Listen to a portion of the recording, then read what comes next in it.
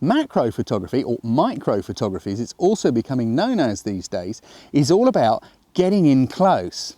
Now if I'm going to take a picture of this flower here, which to be honest I can't even focus on with my eyes because I've turned into such an old git, I'm going to need to get very close indeed. Enter the macro lens. Look how close you can just get into things. Look at that, that's absolutely gorgeous. A bee's eye view of a daisy. I've just seen that shot of me in the back of the video camera. I've come to the conclusion I'm going to need Botox or something. Now, macro lenses. Their main characteristic is that they can focus in close and get all the wrinkles and things. Some of you might have a zoom lens which has a macro facility. Now this one, on the end here, we've got a little orange bit with an M. That is its macro range. Now it's not really a macro lens, it just means that it can focus fairly close. If you want to get right into macro, you do need something a bit more than this.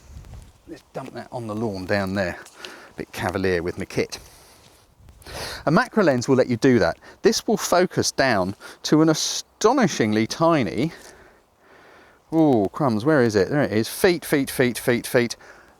It's about 5 inches, 6 inches. That's how close I can get and still focus with this lens. Well, you couldn't do that with a normal lens, could you? Now, when you're getting close to something, your depth of field starts to shrink. That's a characteristic of all lenses. The closer you are to the place you're focusing, the shallower your depth of field becomes. So that gives you something to watch out for. Human beings, we move, don't we? Little tiny movements can move the point of focus backwards and forwards with us. So it can be tricky to focus on something if you're doing macro handheld. Back there, I use my elbows as a little tripod to keep the camera steady. Look at these poppies. There's a few little drops of water going on in the top here. So let's have a look and see how we get on. Now, as I get closer and closer and closer, and I'll focus up the camera. That's a nice shot actually, so I'll take it. But as I get closer and closer, it's actually quite hard for me to hold that still, because as I'm breathing and talking, I'm moving up and down just a tiny little bit. So every time I focus and then I move, my shot goes out of focus. Tripod time. I know I bang on about tripods all the time, but this is why. It's because they're brilliant. They let you take pictures that you just wouldn't be able to take unless you had one. So we're now eliminating my movement to do the shot. Let's just see what we can do. Let's move that around there. That's quite nice. See if we can get a little bit closer. Drop that down a bit. Here we go. And focus, and the autofocus missed it. There it goes. That's really quite a nice shot, isn't it? Just then, the breeze dropped. The flower wasn't moving. Look at it now, quickly. There's a little bit of a breeze going on, and the flower's moving. That is another enemy of the macro photographer. If you're going to do flowers and plants, they jiggle and wobble around. So now my camera's nice and still, but the flower's moving. This is just something to bear in mind. If you want to go out and do some nature photography on a breezy day, it might not be your best time if you want to shoot flowers like these. But there is a way around it, and I'm going to come to that in a moment.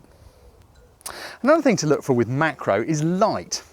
Right now, we've got an overcast sky. If you're photographing something fairly delicate, soft, delicate light, such as you get from an overcast sky, is the best way of going about it.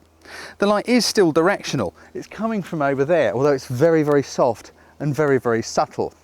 Now, there's something I forgot to get out of my bag, so watch me run. And that is a reflector. Now, reflectors are brilliant things.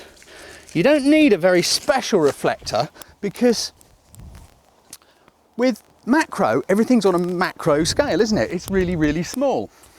This is my trusty grey card, which you may have seen in other films. But on the inside, it's white. You can use this as a reflector to kind of, let's see if we can do it. Janie, see if you can get fairly close to this. Now, I don't know if you can see, as I bring that alongside here, can you see the light changing on the top of this little flower? It's a very subtle difference. Can you see that going on? She's shaking her head at me. Oh well, best laid plans. We'll go and use this inside, because that's where I want to go next. You know, I said if you've got a breezy day and you've got some plants and things wobbling around, Well, you can either pick the top off, but I'm not going to because it's not my flower, and take it indoors because there isn't a breeze. But because macro is a whole new realm, almost anything you photograph can be exciting. I'm going in the kitchen.